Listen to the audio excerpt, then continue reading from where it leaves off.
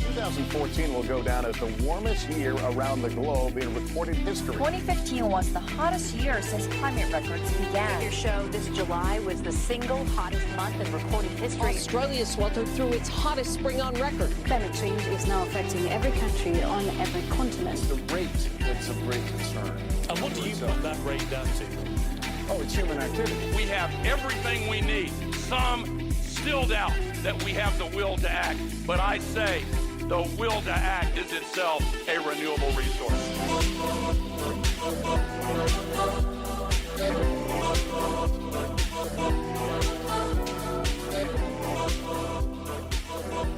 And welcome to Climactic.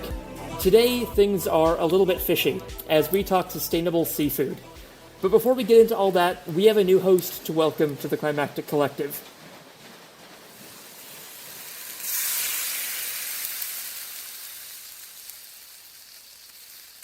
So I just wanted to take this moment to introduce Climactic listeners to the newest host, newest member of the Climactic Collective, Eve. You want to say hi?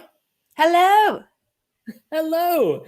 So how did you come to be involved with this crazy ramshackle group of climate podcasters? Well, I listened to a few episodes, as people do. Oh, that'll get you. That's the problem right there. Yeah, and then saw that you were looking for hosts and input online, and so I filled out the form, and here I am. Look, I'm trying Simple to as think that. of what form that is. Yeah, there was a Google Doc thing. That's right. Yeah, you filled out our guest form, which you can find in the show notes to this episode as well. So if you too want to join the Climactic Collective, you can just fill out our guest questionnaire and instead say, I don't want to be interviewed. I want to interview people. And so that takes us to today with you, Eve. We just recorded our first podcast, so I'm feeling a lot less nervous than I was an hour ago. Yeah, so for the sake of listeners who are kind of worrying about, I maybe want to do this, but I don't know how I'd go. I'm nervous. Talk us through kind of the last hour. Yeah, I think so. I'm very much a nerd. So I spent all last night studying really hard and reading up about who I was interviewing because I didn't want to be caught off guard and not knowing something, because that, as a type A, is my greatest fear. An hour ago, I was sitting with my notes open on my lap, my iPad open with the questions I was going to ask, and then realized that a lot of podcasting is actually just having a chat with someone who knows a lot of stuff. And that's quite fun, and it's not at all like an exam. So it's a bit liberating, isn't it? Just, you can talk to interesting people and ask them about what you're interested in. Yeah, and why they care about the climate, which is an easy answer. That's right. And in our case today, we get to do this from the comfort of your own home. So I was in Melbourne, you're in Sydney, and our guest was in Perth. Yeah. What a time to be alive. And to be practicing social isolation. It's wonderful. So for the sake of listeners who will see in the gigantic and varied Climactic feed of episodes, if they see the name Eve Brennan come up, what can they kind of expect from you in future? What are the kind of episodes you're looking to do and conversations you're excited about having? So I trained as a marine scientist, and I currently work as an environmental educator, but I also work evaluating the Antarctic treaty system. So I want to do a series of work about how our oceans and how we as humans interact with our oceans are really profoundly affecting our climate, and particularly how, we live on a blue planet and that we can continue to do that by taking care of our oceans. And the second thing that you'll probably be hearing from me is that I'm really interested about the sort of mental health side of climate and, how we can sort of do better in as a community coming together and not just surviving in climate change, but really actually living in a changing climate. So that's what I'm all about. That's really exciting, Eve. I'm so happy you're on board. I can't wait to hear those episodes. I'm looking forward to learning so much myself. Yeah, I'm sure I speak for everyone hearing this to say, welcome aboard. Thank you. I'm excited. So we'll get into the interview now with Matt from the Marine Stewardship Council, but you'll hear me and Eve again at the end of the episode to kind of wrap up the interview we just had. Talk to you then. So today we're talking sustainable fisheries and the climate crisis. The Marine Stewardship Council is an international body seeking sustainable exploitation, which I guess isn't a very friendly word, but sustainable use of marine resources. But that's just my take from a little bit of research. So our guest today knows a lot more than I do, and he's Matt, and he's the Senior Fisheries Outreach Manager for MCS Oceania. So Matt, first thing, you probably have to describe your job to people a lot and where you work and what they do. Can you take us through that a little bit now? Yeah, sure thing. So the MSC is a charity that looks at sustainable fishing around the world. We try and use that consumer power to kind of incentivize consumers to make the right choice. My role within this organization is to talk to people, to talk to fishers, to governments, and to really showcase where the value lies with sustainable fishing, why they should align to our sustainability values, and make that choice and empower these guys to talk about their sustainability journey. And really, they just do that within the MSC framework. So I really talk a lot. I spend a lot of time on the road talking to fishers across my region. So in any day, that could be a pole and line fisher in Indonesia, right through to a deep water trawler in New Zealand. I'm really talking to a big spread of stakeholders in my patch. So Matt, that's a really good description of kind of your day-to-day and what your role is, and also a bit more about MSC and how it creates a framework that the fishing industry can work within. But sort of broadly speaking, what's the approach to marine stewardship being used at MSC, and what are the goals of the organization? Well, our vision is for both healthy oceans and sustainable seafood. So I really think that vision is one of balance. We're finding the need for seafoods increasing. We're looking at a population of 9 billion by 2050. So we need to think about sustainable exploitation. And you're right, that word isn't particularly friendly. But when it comes to putting food onto plates, it's incredibly important. The UN have found recently that 20 of the 30 poorest countries in the world rely on seafood as a main source of protein. So I think there's both an opportunity, an economic opportunity, but also a social responsibility to fish our oceans sustainably. There's so many billions of dollars of lost value by not fishing sustainably that MSC's kind of stewardship is really to showcase the best and move the rest. So if we can show to fishers around the world, and that's big, small, global south, developed world, anyone has the potential to meet our requirements if they really think about it. So what we're doing is incentivizing and transition, maybe through a bit of healthy competition to say, well, those guys have got MSC and they've got this market access or this new benefit that comes with sustainability.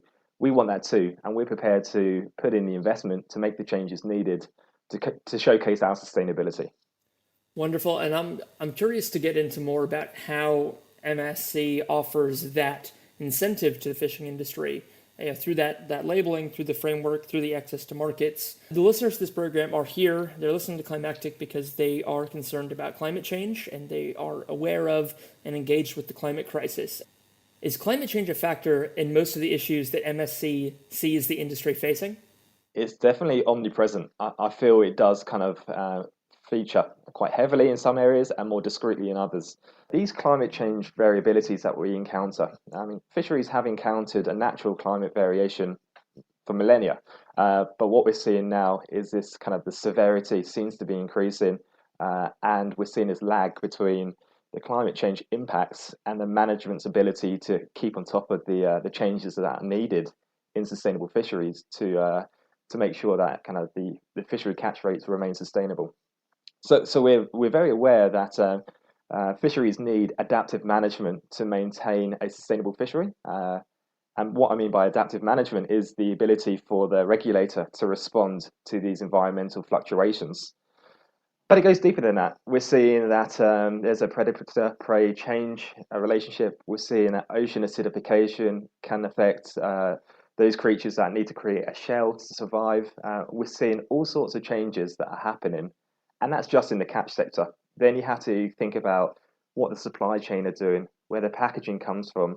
And although MSC only looks at a few key areas of that story, we're finding that climate change is definitely a conversation that's happening more regularly. Even in the 12 years that I've been working in the space, I'm seeing that climate change is higher and higher up the agenda each time we visit these issues. So we're here today because, like you said, climate change is becoming omnipresent in fisheries and in all of our decision making, and particularly what's going on in Western Australia, where the abalone fishery has been decimated by a marine heatwave in 2011, and that there's been another marine heatwave spreading in 2019. So Matt, would you mind telling us a bit more about what's going on in Western Australia? Yeah, hi Eve. Definitely. I should make it clear that I'm not a climate expert. I do work around a lot of good climate scientists, and those are the guys that try and align their work within our sustainable management expectations. So the examples that I'm going to lean on today really come from the scientists working in Western Australia that have kind of researched this 2011 marine heatwave and are starting to kind of get a bit fidgety around what's recently happening with warming waters once again around Australia. So in 2011, we saw a Category 4, which is the most extreme marine heatwave encountered in Western Australia. What it meant was that we were facing up to 4 degrees increase in sea surface temperatures across the West Australian coastline. This is bad news for some species. It's actually also good news for others. What we saw was that marine invertebrates, which don't have the ability to escape those hotter waters, they really suffered. And what we saw kind of taking place was some of the more tropical species making a shift from their northerly waters into more southerly latitudes and taking up new spaces in the ecosystem. I guess abalone in particular, a type of sea snail, are incredibly slow moving. They kind of spend a lot of their time on the same reef for most of their lives. They don't go too far. So when you see a 4-degree spike in ocean temperatures, those guys just cannot deal with that level of stress. And quite often you're seeing up to a 99% mortality within that historic range of that species. So there's a huge impact for fishers. A 99% mortality. What can you do but close down your fishery? And that leads to all sorts of economic and social turmoil. Fishers are unable to catch any fish. They have no income. It leads to other social pressures, which has all been well captured in that 2011 heatwave. And I guess the questions are now, what can we learn from that? How can we adapt quicker? If these things are going to be the new normal going into the future, what can the managers do to kind of adapt to that response? Yeah, okay. And so from what I can read, the main adaptive response from the MSC and the Western Australian abalone fishery was to close the Moore River fishery, I think. Yeah. And so what, apart from that, what did adaptation from that marine heat wave entail? Certainly, because of the extent of the WA coastline, we're seeing that fisheries are kind of zoned into certain areas. The way that abalone fishery performed in the more northerly reaches of that fishery compared to how it performed under those heatwave conditions in the more southerly areas of that fishery were quite different. But yeah, north of Moore River, there was that 99% mortality that was encountered. And as a result, we decided, or the managers decided to close the fishery. That was the only option they really had with that level of mortality. But also you're looking at what they can do to bring that kind of fishery back to a healthy level. How can they restock the abalone? Do they need to move abalone from a healthy part of that fishery through to the heat affected areas? Or do they think about other ways to enhance the stock? So the managers were looking for ways to rebuild the fishery, and MSC through the time was looking at the health of the biomass, what abalone were left, but also making sure that that rebuilding plan was in line with expectations. It wasn't taking too long, the commercial harvest wasn't too high too early, and things like that. Okay, so the way that you, like the MSC's role was to ensure that the catch limits weren't so high that the repopulation project was compromised by fishing too much too soon? Essentially, I mean, the MSC is a tool that regulators tend to use to help inform their management decisions. The MSC only came onto the scene in Western Australia in this fishery from around 2013. So we were being looked at in a kind of reactive space, I guess. The heatwave had happened, the mortality was there. Then the regulators and the state government look towards MSC and say, how can the MSC standard help inform our management decisions, but also how can it help markets trust that we are making the right calls with regards to the management in such fisheries? You just said that the MSC took up a reactive space in light of the 2011 marine heatwave. Given that that was record-breaking and correlated with a record-breaking La Nina event, now that we're getting marine heat waves, so we had there was another marine heat wave in December 2019 that wasn't associated with a La Nina event. How is the Western Australian government partnered with the MSC taking these events more proactively rather than waiting for these climate events to drive them? It's a good question. Yes, it's really hard to control these events. In fisheries management, you have natural mortality and you have fishing industry mortality. These kind of events would probably fall into that natural mortality, although you could definitely argue that they're being increasingly driven by humans through the kind of changes we're encountering in the climate. But the ability to control that natural mortality is particularly tough, especially when you're looking at kind of global oceanographic conditions. So I think there's always going to have to be an element of reactiveness to environmental variability. But what the management decision is now is that you have these performance indicators within the fishery. You're looking at catch rates, you're looking at environmental performance indicators to give the managers the best possible advice with regards to how the fishery is trending and what they can do to kind of make sure that the fishing mortality, as the only thing you can control, is under check. To make sure that if things are looking particularly bad in the near future, what can we do using those performance indicators to measure the risk and the way the fishery is performing? What can you do to kind of limit the impact of the fishing industry on that natural stock? So it sounds to me, Matt, like in some places, the best way to kind of make it a sustainable fishery or to protect a natural resource is to not allow exploitation. And I guess that's on a case-by-case basis. But how do you then square that against, what if there is a local population, coastal population, a traditional fishing population in these third world countries that do rely on that stock? How do you kind of... I understand this is a particular edge case that gets pretty hairy and talks about social justice, but have you personally in your working career had that experience where you're having to weigh against the viability of a fishery versus the local needs of an impoverished community? Definitely. Yeah, if only things were black and white, hey, Yeah. It would be great. What we find is that the environmental stuff is great. It's a very easy way to define what you should do with your management good response. and bad things to do. Exactly. But then you throw in your social, your financial elements into that, and your political as well.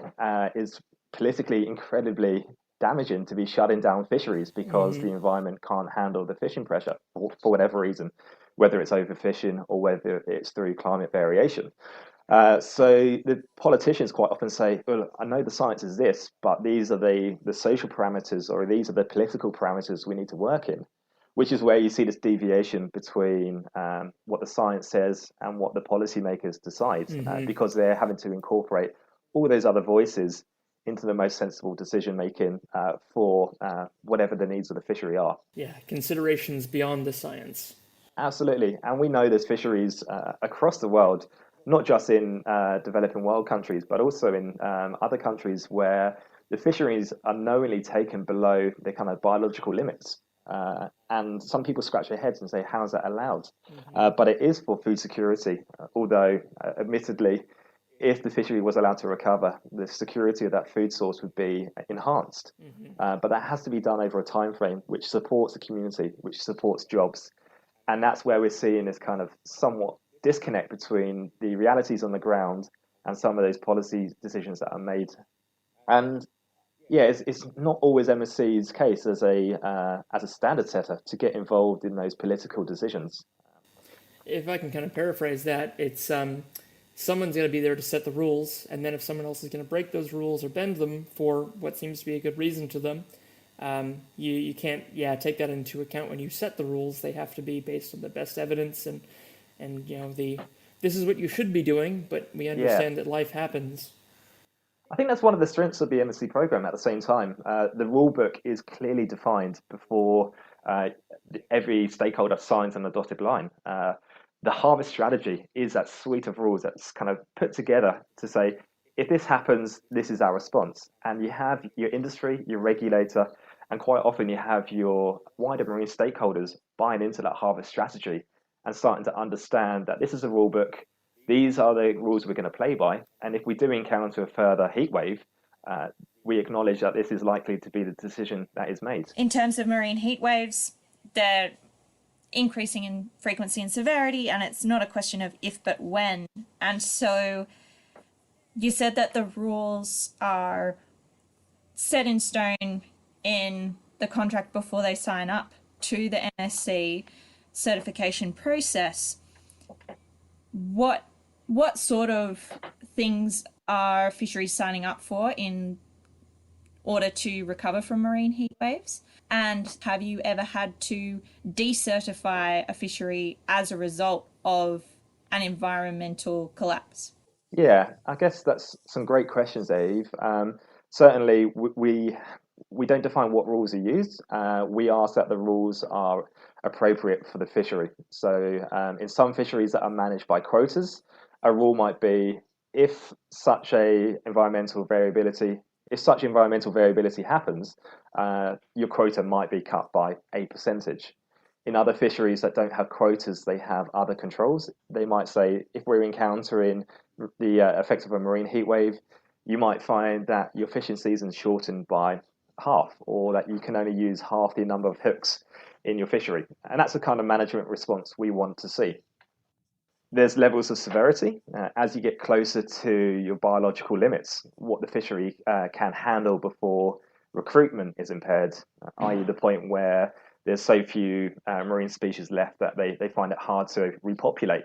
The rules become harder and more severe. But again, this is all information that is pre-agreed with the stakeholders involved in the fishery.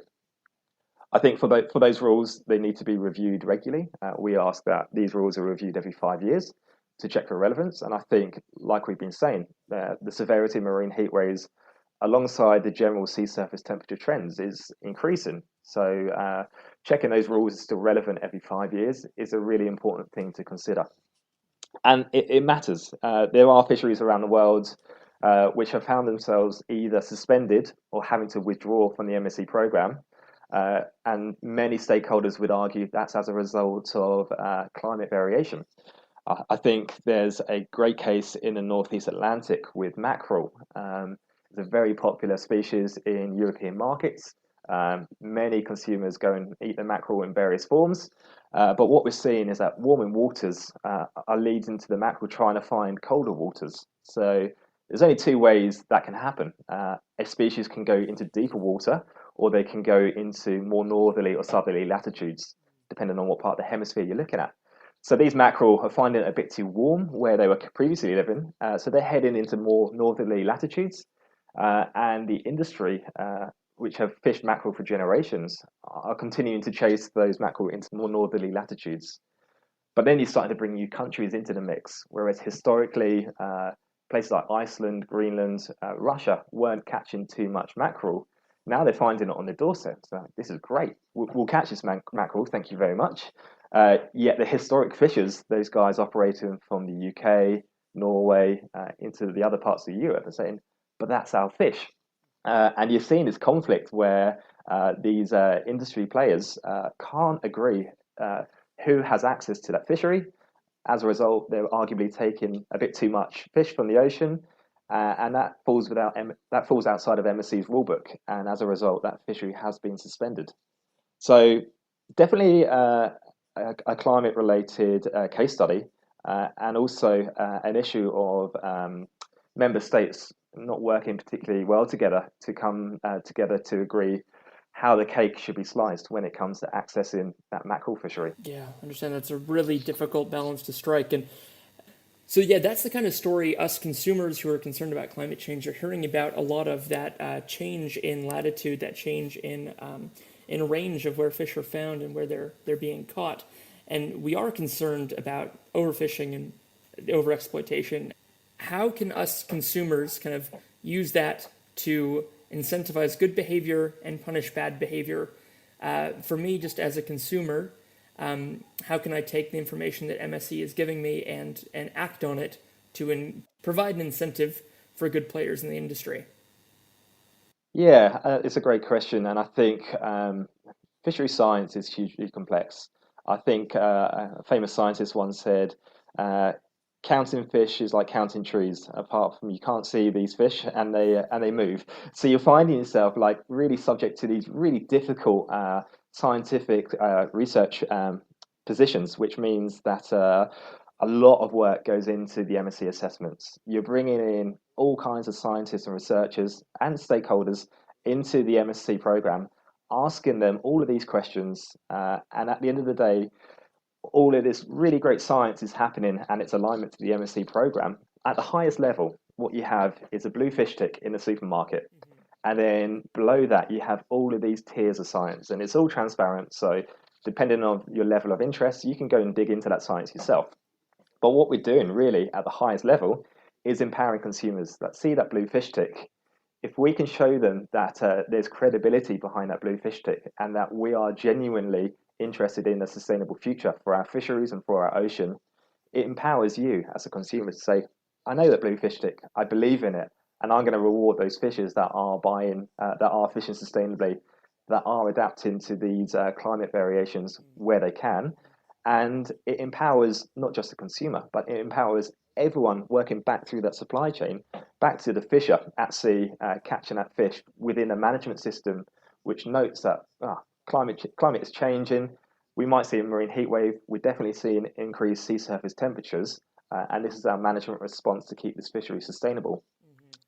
The empowerment there is fantastic, because what it means, as I said earlier, is that other fishers look and think, well, they're getting rewarded. We like the MSC concept. We need to make a few adjustments to our management system. And as a result, when you buy that can of John West tuna, which has a blue fish tick on it, it creates this theory of change, which then kind of brings others. Some of them are kicking and screaming. They hate the concept, but others are there being proactive and saying, how can we capitalize on our sustainability journey and showcase that we're doing the right thing? Now, quickly, you named John West there, and I'm glad we've brought up at least one brand. So now we've touched that third rail. We can talk about maybe a few companies. And I understand that no company is ever perfect, 100% perfect. Understand that even if they've got a great management plan, somebody might have gotten fired for a bad reason and has a grudge against them. So let's not say that someone who has the tick is maybe perfect and someone who doesn't is totally imperfect. But I'm encouraged that by at least requiring a management plan for that tick, just by requiring a plan at all, it stops the company just going out, catching as much as it can, maximizing profit as much as it can, with now no thought to the future or of resource management. It really encourages me to know that what that tick means when I go shopping. So very quickly, who would you like to see join MSC next?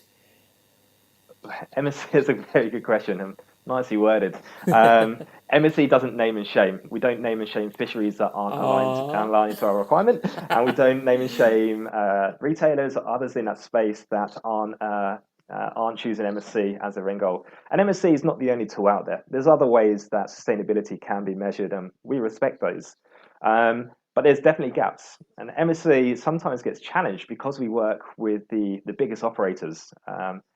The way to achieve our vision and mission, according to the way we operate our program, is to engage with the big retailers, is to quite often engage with big fisheries. It doesn't mean we don't engage with small retailers or small fisheries, but that's where we get best bang for our buck. That's where our ocean health can have the greatest impact.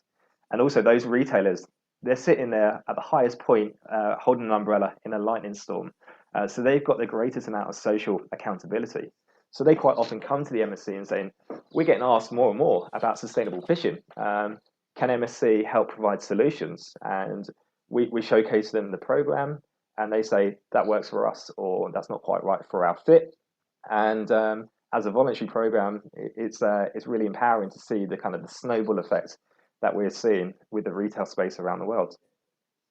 With regards to brands, I'm not going to name any brands or any supermarkets, but definitely we have databases on our website that you can go and say, I'm a consumer living in Melbourne and I want to buy sustainable fish locally. And you can then start to see those guys that are selling sustainable fish locally.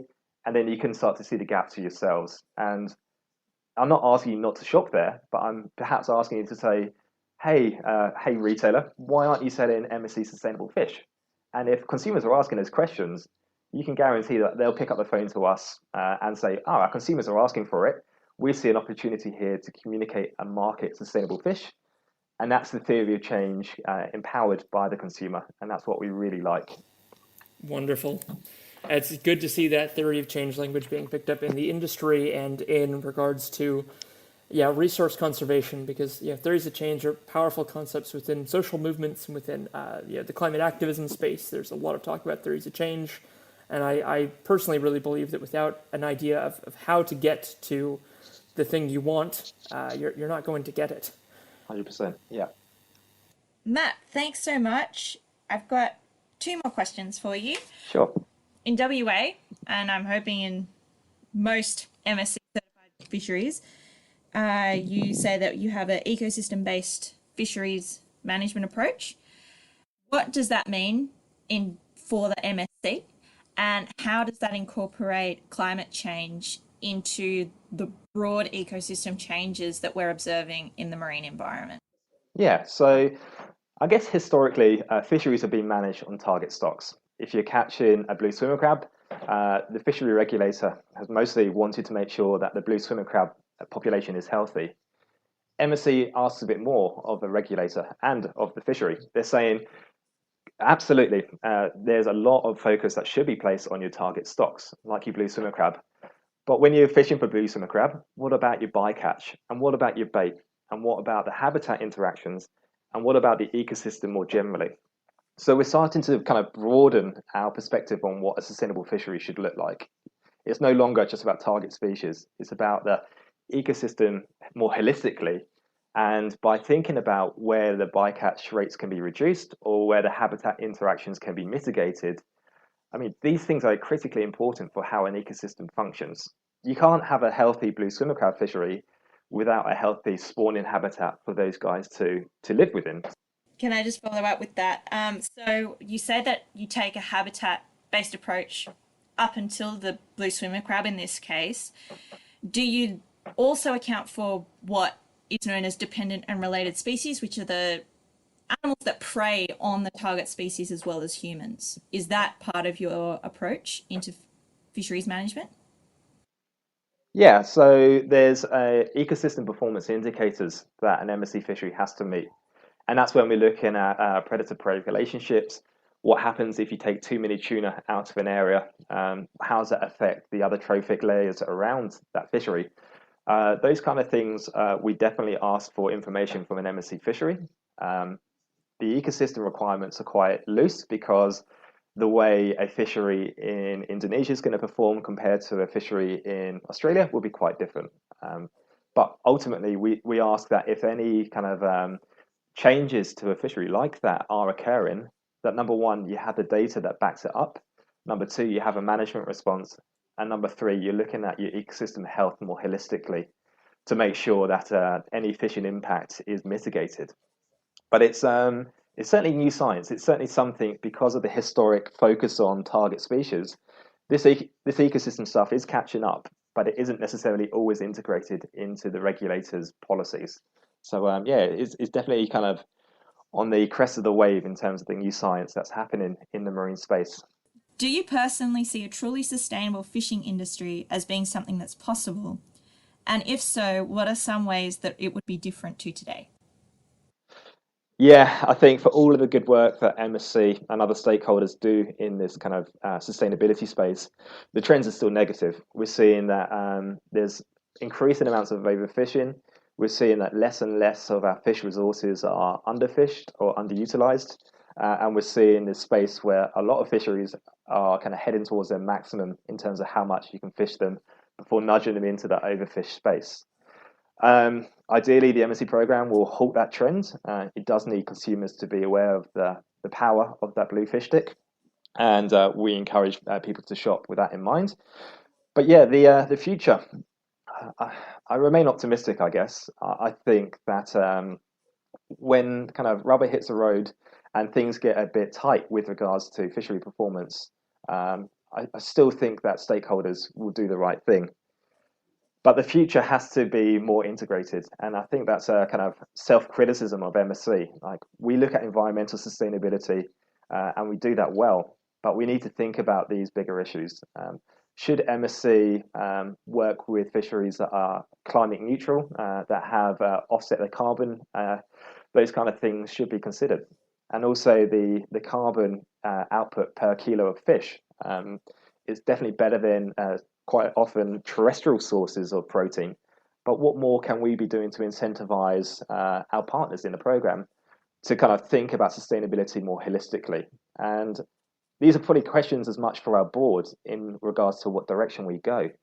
Every 5 years, MSC takes stock of its performance and its requirements, and we tweak these requirements. We're now looking to integrate in 2020 ghost gear requirements. So if a fishery loses gear, what can we do to kind of reduce that environmental impact? So that's the way in which the MSC program evolves. And who knows, in the future, we might be more explicit with regards to what we expect with regards to how a fishery interacts with unprecedented climate challenges. These are just some examples of where the MSC program has flexibility and does adapt to meet best practice science.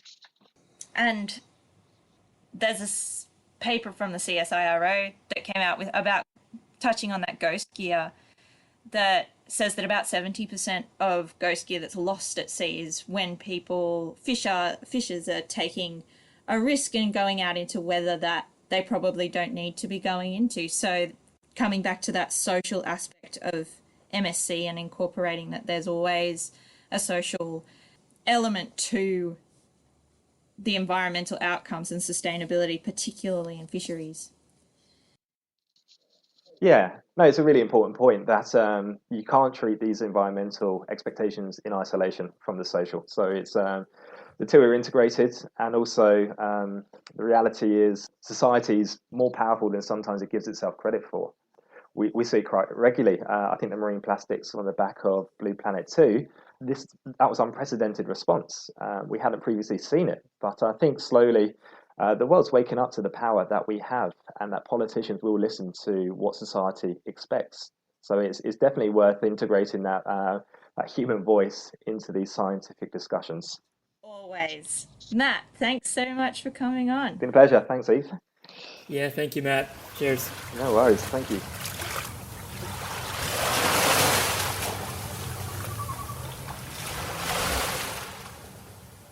All right, so we've just wrapped that up, Eve. Matt was great. Yeah, this is the first time I think we've had on like a spokesman for a group, especially like an industry group like the Marine Stewardship Council, and he really could talk, couldn't he? Yeah, he was definitely a talker, but he was talking about good stuff. So he really was, and we covered a lot of ground, and I'm sure the listeners would have noticed as well that there was a lot in there that we could have talked about, but we didn't. We didn't address marine plastic. We only talked about ghost gear a little bit. We didn't talk about mercury levels in fish and stuff, because it's almost like, Eve, as someone who studied marine science, I assume for years and years, it's almost like there's a lot to know and a lot to talk about in this topic. It's almost like there's 90% of biodiversity on Earth to cover in the marine environment, especially if you're taking an ecosystem-based approach. So there's a lot to unpack, And in a changing climate, it's important that we unpack it. Is it bad that, as like Climactic's resident non-vegan, that when you say 90% of the world's biodiversity in relation to seafood, I kind of get hungry? No, I do have a story where I was stand-up paddleboarding in Tasmania. I'll tell it quickly. And please, you can't start a sentence, yeah, I have a story, I have a and story. not tell the story. So I was stand-up paddleboarding in Tasmania, and a tuna came and swam up underneath my board and just looked at me and dived back into the depths. And it was incredible. Like, it was this huge tuna. And I got out and I told my sister. I called my sister and I told her all about it. And her response was, "I love tuna." That ruined it. But it was good for me at the time. Do you think that the tuna was sizing you up for a meal? I know, yeah, tuna are they prey fish? Are they hunters? They're hunters, not to things my size. I think they probably just didn't know what I was. But speaking of size, right? Like, most people only interact with tuna in a tiny little can the size of like a bit bigger than a 50-cent piece. And it's just like, this tuna would have been 6 foot or something, right? Something ridiculous. Yeah. It was, so I have a 10-foot board and it was almost as long as my board. Hey! It was a big fish. Amazing. Yeah. So the topic, today of fishing and making that hopefully sustainable so we continue to have these fish indefinitely, this is a pet peeve of mine, and you tell me if I'm crazy, Eve, but because sustainability gets talked about in so many different ways and formats and different uses of the word, it really bugs me when people say sustainable, but they don't mean that thing could keep going indefinitely, like forever. Because that's my version of sustainability. It's like, if we're going to keep having a fishing industry sustainably, that means we'll have a fishing industry in 10,000 years. Yeah. Is that weird? No, I think so. What that reminded me of is that, our First Nations people here in Australia think 7 generations forward and 7 generations back. And in doing so, they developed systems that lasted tens of thousands of years. And so if we think at that scale, which we need to start doing, we've got to develop systems that are sustainable on a geological time scale, because that's how long our environment and our oceans have been alive. And will continue to go on with or without us. I mean, like, we've left a mark on the planet already at the geological level. I'm sure everyone listening already knows this, but I mean, the impact we've left with plastics and other man-made materials, that's not going away in millennia. So hopefully, by thinking in the longer timescales, that the species of us might be around that long, as well as all of our stuff. Yeah, and in the short term, I think so. In Antarctica, at least, there's now voluntary climate impact statements for all the fisheries, and I think that's a really important step, is to not only have that fisheries have what Matt was talking about in the sense of creating an adaptive framework for their fisheries management, but also actively monitoring the climate impacts of not only their fishery and their target species, but the ecosystem in which their target species lives. Because when fisheries do that, they can help our understanding and help scientists understand what's going on in our oceans, rather than just harvest.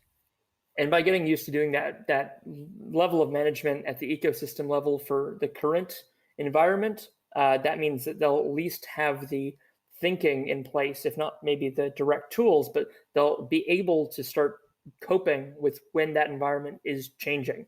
We're already seeing changes now, but as it continues to change and accelerate in that change, if you're just looking at just numbers, you're going to be totally flat-footed.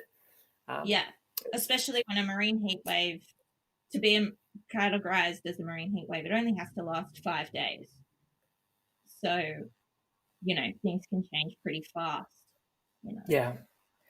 And there's nowhere to go in the oceans to get away from that heat. It's not like it's a land-based heat wave where, we go through 5-day heat waves on land regularly now every Australian summer, and we can escape to a mall, a theater, indoors to under AC. But those marine creatures, if they're not able to dive deep enough or find a cool patch of ocean, there's no hiding from it. No, which means that we need to start, thinking about it and actively, and, I would say proactively, or to use the technical term, taking a precautionary approach to that risk, which is growing one.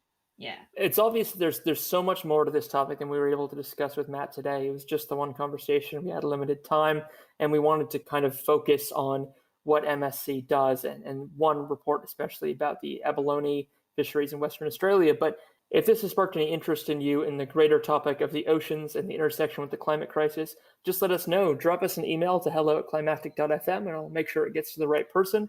Or reach out to us on Facebook. There'll be links in the show notes to how you can find out more about Matt, about MSC, about Eve, and about all the things we do at Climactic.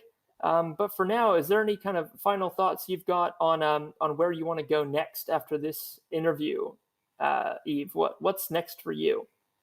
Yeah, so building on this topic, I'm excited to really dig deep into what the social exploitation as well as the ecological exploitation that's going on in our international fisheries, and highlighting how where we have really profound biodiversity loss, we also often can trace really serious human exploitation, and how that environmental justice issue propagates in our fisheries. So that's where you can hear me next. Exciting. I can't wait to follow you on to that topic and hear more about it. All right, signing off from us. Thank you for joining us for another Climactic episode. I hope you like this new format. It's great to have this kind of chat. It sounds like the podcast I listen to now, finally.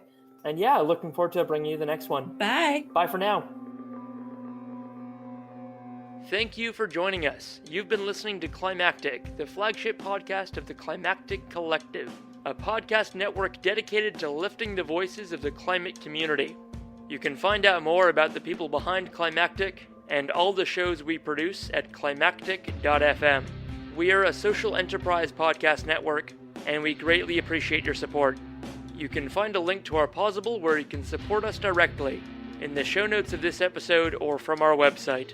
Thank you for listening, and from the whole Climactic Collective, keep up the great work and take care of each other in these climactic times.